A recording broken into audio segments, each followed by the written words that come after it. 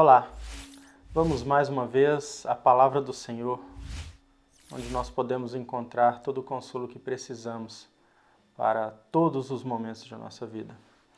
Hoje eu convido você a juntos meditarmos no texto que se encontra em Lucas, no capítulo 13, versos de 1 a 9. Hoje nós vamos falar com o seguinte tema: se não nos arrependermos. Se não nos arrependermos.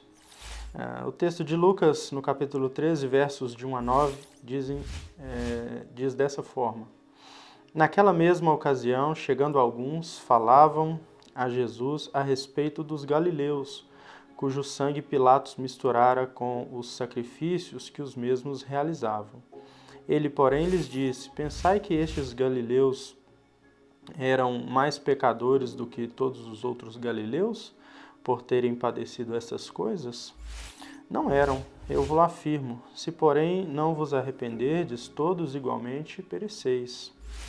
Ou cuidais que aqueles 18 sobre os quais desabou a torre de Siloé e os matou eram mais culpados que todos os outros habitantes de Jerusalém? Não, eu vos afirmo. Mas se não vos arrependerdes, todos igualmente pereceis.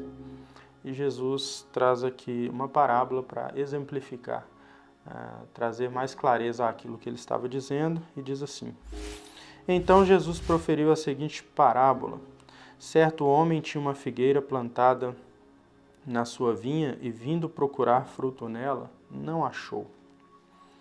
Pelo que disse ao viticultor: Há 3 anos venho procurar fruto nessa figueira e não acho. Podes cortá-la? Para que está ainda ocupando inutilmente a terra? Ele, porém, respondeu: Senhor, deixa ainda este ano, até que eu escave ao redor dela e lhe ponha estrume. Se vier a dar fruto, bem; se não, mandarás cortá-la. Meus queridos, amada igreja, povo do Senhor, hoje nós vamos falar de um tema difícil, um tema que não é muito comum, um tema que não traz para si muitos likes, muitas curtidas. É um tema complexo. E que Deus nos abençoe ao falar deste assunto que Jesus Cristo diz de maneira tão clara neste texto que nós temos à mão. E então, prontifique-se, abra o seu coração para a palavra do Senhor. Assim nós temos clamado, que Deus assim fale ao seu coração. Essas palavras são palavras de Jesus, em meio a uma discussão sobre algumas mortes, uma catástrofe que havia acontecido, um massacre. E Jesus, então, em meio a esta dificuldade, tal como nós vivemos nos dias de hoje, traz essas palavras. Bem, as palavras que Jesus traz neste texto são palavras difíceis. Difíceis são as palavras arrependimento e perdão. Ou perdão por consequência de um arrependimento. Arrependimento significa mudar de direção de fato. Perdão significa você reconhecer um erro. Então, Jesus traz esta ideia do arrependimento de maneira muito clara.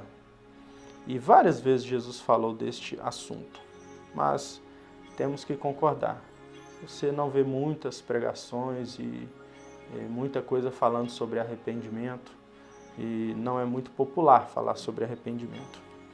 Mas enfim, brevemente falando aqui sobre o contexto, você percebe que nos versos 54 e 55, Jesus já estava falando de uma maneira bastante dura, falando que aquelas pessoas da época tinham conhecimento, digamos, científico, até natural das coisas, sobre o tempo, por exemplo.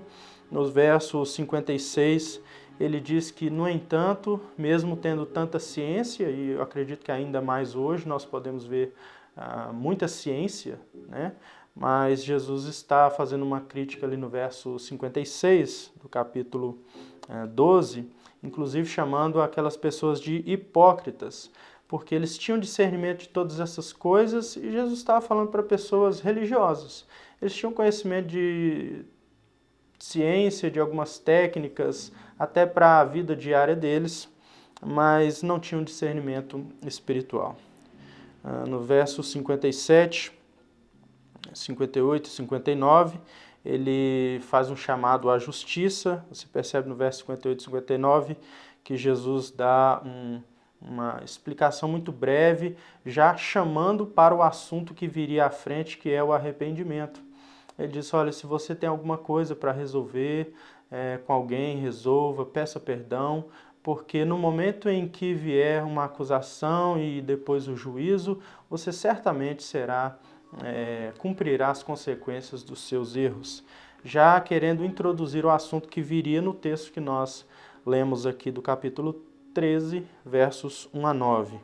E eu queria falar um pouco desse texto aqui nos seguintes termos.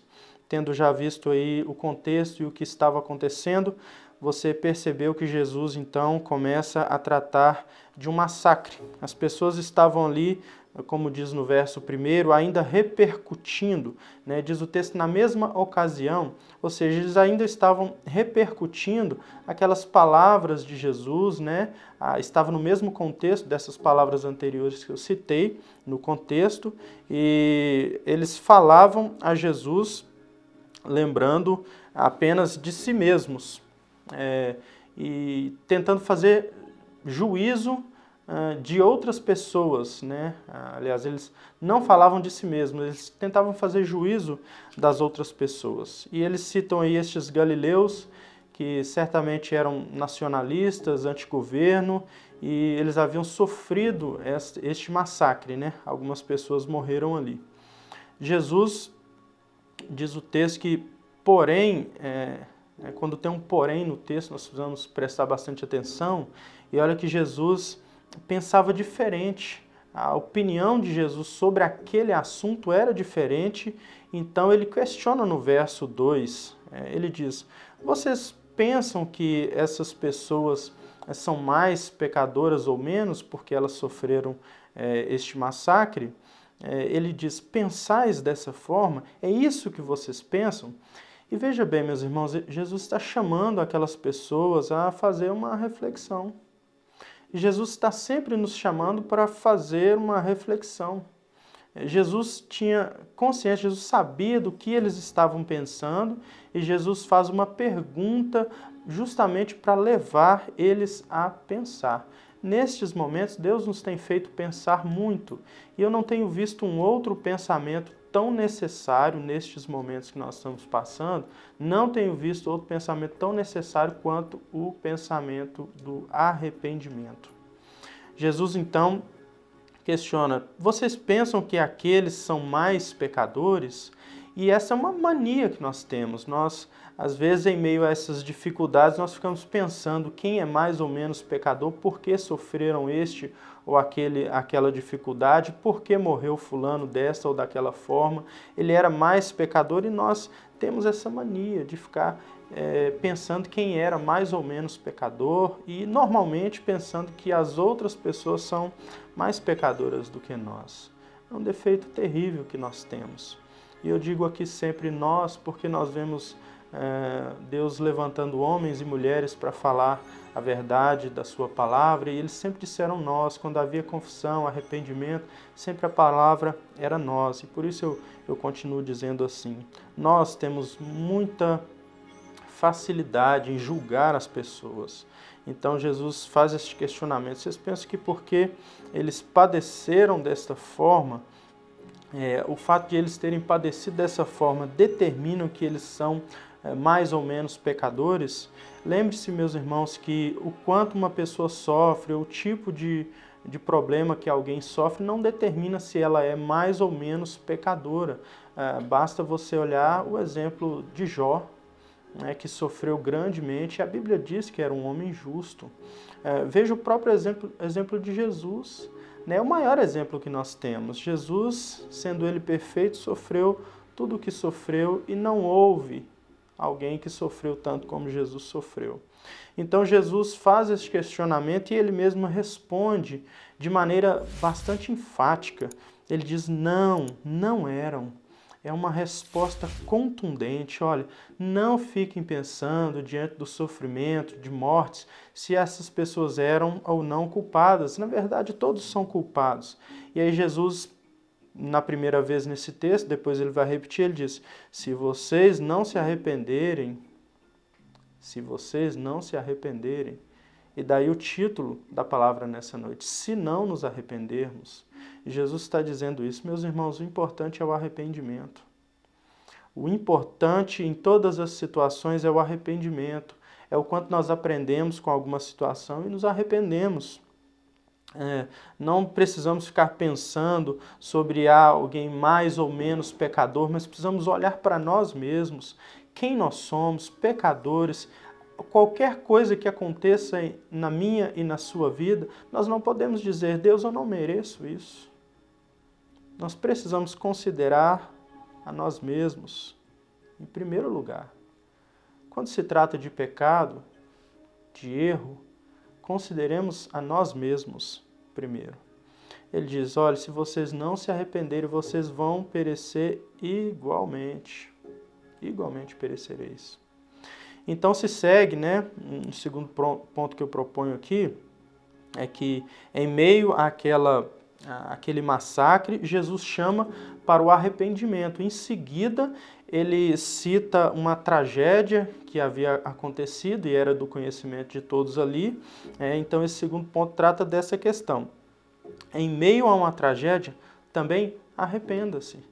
Se num primeiro ponto Jesus estava ali denunciando os pecados e dizendo: olha, a morte, o morrer por um assassinato, por exemplo, não mostra que uma pessoa é mais ou menos pecadora. Então, todos necessitam de arrependimento. Agora, num segundo momento, ele cita o exemplo de uma tragédia. Ele diz: olha, é neste momento que Jesus acusa eles de problemas na sua religiosidade. Então, se num primeiro momento Jesus estava dizendo, os versos 1 a 3, arrependam-se dos seus pecados, nos versos 4 e 5, ele diz: arrependa-se da sua religiosidade soberba. Veja, aquela tragédia que Jesus cita, ocorrida lá com o desabamento da Torre de Siloé, no contexto de Jerusalém, né? Jerusalém, que era o povo que se considerava o povo santo do Senhor. Jesus diz: sim, aconteceu uma tragédia, desabou a torre, um acidente. Mas vocês pensam que aqueles que morreram naquele acidente eram mais culpados do que os outros? Meus irmãos, provavelmente aquelas pessoas que estavam ouvindo Jesus se consideravam menos pecadoras do que aquelas que morreram no desastre. Talvez até eles pensavam que eles nem eram pecadores, apenas pessoas que de fato deviam a Deus, né? E necessitavam de Deus, mas talvez eles nem se viam como pecadores. E, meus irmãos, eu digo mais uma vez, não é uma dificuldade nossa. Nós temos uma facilidade grande de identificar a soberba nos outros, a falsa religiosidade nos outros, mas nós temos dificuldade de fazer isso quando se trata de nós mesmos, da nossa própria vida. E Jesus faz mais uma vez uma pergunta: vocês pensam que aqueles que morreram no desabamento eram mais culpados, mais pecadores? Ele diz: vocês acham que eles eram os piores habitantes de Jerusalém? E mais uma vez ele responde com um duro e enfático: não, não eram. Não eram. E mais uma vez ele traz a ideia que veio no primeiro ponto. Ele diz: se vocês não se arrependerem, igualmente perecereis. Nós sempre dizemos que precisamos pensar no outro, né? Quando se trata de fazer alguma bondade, quando se trata de um cuidado, nós precisamos pensar no outro, sim. Mas quando se trata de defeito, de pecado, de soberba, nós precisamos pensar mais e primeiro em nós mesmos, em quem nós somos. Um texto que eu gosto muito e há poucos dias compartilhei em algumas redes, de Lamentações 3, verso 39, que diz: por que se queixa o homem? Queixe-se cada um dos seus próprios pecados. Meus irmãos, que grande dificuldade nós temos de fazer isso. Nós temos uma facilidade de nos queixarmos dos outros, dos pecados, da situação, de tudo, mas quanto nós temos parado para nos queixarmos dos nossos próprios pecados? Estamos arrependidos, de fato? Para agir, para fazer qualquer coisa positiva, que pensemos primeiro nos outros. Mas para falar de pecado, arrependimento, esse tipo de coisa, pensemos primeiro em nós. Este é o sentimento, é o pensamento que Jesus estava querendo trazer para aquelas pessoas, apontando o seu egoísmo, e muitas vezes é o que nós observamos nos nossos dias. Mas por fim, num terceiro ponto, eu proponho que você observe dos versos 6 a 9, como que Jesus faz um desenho da situação, né? Como a gente costuma dizer hoje, né? Vocês não entenderam quando eu disse sobre se arrependam dos seus pecados? Vocês não entenderam quando eu disse sobre arrependam-se da sua soberba religiosa, pensando que são bons, que são santos? Jesus parece que dos versos 6 a 9 ele vai falar assim: então eu vou desenhar, e é por isso que ele traz uma parábola. Esta parábola conta com 3 personagens: o dono, o viticultor e a figueira. Então Jesus passa a desenhar aquela situação para mais uma vez dizer a necessidade do arrependimento. Para dizer, como eu tenho proposto como título deste sermão: se não nos arrependermos. Mais uma vez Jesus vai fazer isso. Então ele conta uma parábola. Parábola é uma história simples, porém trazendo um profundo conhecimento, é o que Jesus faz ali. Então ele diz deste homem, que nós podemos ver ali como uma figura de Deus, que é o dono de todas as coisas, né, que é o dono da vinha, é aquele que tem todo o poder, e de uma figueira plantada no meio de uma vinha. Essa figueira então cresceu, e a ideia é que uma figueira cresça, é uma árvore belíssima, né, que chama atenção, grande, frondosa, e a ideia é que se tornasse ali uma grande árvore, né, belíssima, que chama atenção, que vem até chamar a atenção para o dono ali do terreno, e que desse frutos, obviamente. E no verso 6, nós vemos que havia uma demora para aquela árvore produzir frutos, e Jesus foi, né, aliás, o dono foi e não encontrou frutos. Até aqui. Até aqui. Como está a nossa vida? Nós produzimos frutos, bons frutos? A igreja, falando no geral, a igreja tem produzido bons frutos? É curioso que a Bíblia fala bastante sobre frutos de arrependimento. Se não houver arrependimento genuíno, não há frutos. Então, há essa figura do homem que vai até aquela árvore e não encontra fruto. Então ele diz, esse diálogo é importantíssimo para o nosso entendimento, para que venhamos pensar bastante sobre o arrependimento, mas também para que venhamos observar a misericórdia de Deus, esse Deus misericordioso, e como ele nos trata misericordiosamente. Então, no verso 7 nós vemos esse diálogo, e é dito que já há 3 anos, né? 3 anos é muito tempo, né? Ou seja, já havia chegado um tempo propício, né? Um tempo em que se espera que a figueira daria fruto, mas não havia fruto. Então é dito que essa figueira seria cortada. Ali é um sinal de justiça. E no verso 7 diz ainda que esta figueira, por não produzir, estava ocupando o solo inutilmente. Meus irmãos, qual é o nosso lugar na igreja? Será que nós estamos ocupando lugar inutilmente? Esse é um pensamento, meus irmãos, para todos nós, não é só para a liderança. É para mim, é para você, é para todos nós. Como tem sido o nosso trabalho? Nós estamos dando frutos para a obra do Senhor? Veja que há uma intercessão, ele porém, né? Agarre-se nesse porém, nesse diálogo, onde diz, ele porém, é um ponto de inflexão, um ponto de mudança. Ele disse, deixa, aguarde, espere mais um pouco, espere que eu escave ao redor dela, que eu crie condições para que ela venha absorver nutrientes. Eu vou colocar ali um adubo para que esta figueira se alimente de uma maneira mais forte e retire do solo e desse adubo nutrientes para que ela possa produzir. Esse é um ato de misericórdia, meus irmãos. E aí o verso 9 fecha dizendo assim, se der fruto, bem, mas se não der, que tristeza, irmãos.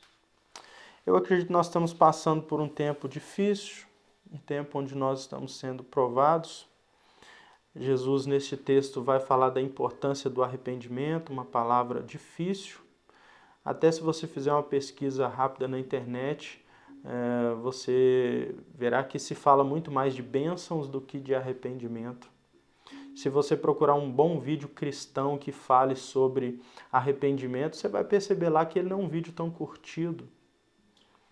E você vai ver que vídeos que falam sobre bênção, por exemplo, obviamente, estão muito à frente. Porque esta coisa que é tão necessária, o arrependimento, não é uma coisa muitas vezes palatável, que nos agrada. Então eu queria concluir com vocês esta palavra, se não nos arrependermos, chamando todos ao arrependimento. Este arrependimento é somente Deus que dá, mas eu quero clamar você que se arrependa, porque este momento pode ser o momento que Deus está te dando para que você se arrependa. Então eu queria dizer brevemente, pense num todo e arrependa-se. Arrependa-se quanto à sua boca, as mentiras, as palavras duras, muitas vezes a autocomiseração, muitas vezes quanto à sua boca o silêncio indevido. O que acontece quando você abre a boca? Pense nos seus olhos aquilo que você já viu que não deveria ter visto, aquilo que você deveria ter visto e não viu, fez como que cego. Verifique também quanto aos seus olhos as suas lágrimas. Por que você tem chorado? Você já chorou de arrependimento? Você tem chorado pelas causas certas, as causas do Senhor? Pense quanto aos seus ouvidos. Você tem ouvido aquilo que não deveria ouvir e, por outro lado, talvez não tenha ouvido aquilo que deveria ouvir, aquela pessoa que deveria ouvir. Talvez você está dando ouvidos a alguém que você não deveria ouvir e talvez você não está ouvindo aquela pessoa que você precisava de fato ouvir. Pense também sobre os seus ouvidos. O que agrada os seus ouvidos? São as coisas do Senhor? Pense nas suas mãos. Aquilo que você tem feito de mal. Pense também naquilo que você não tem feito, na sua negligência, quanto ao que você deveria fazer e muitas vezes não faz. Pense nas suas obras, nos seus frutos.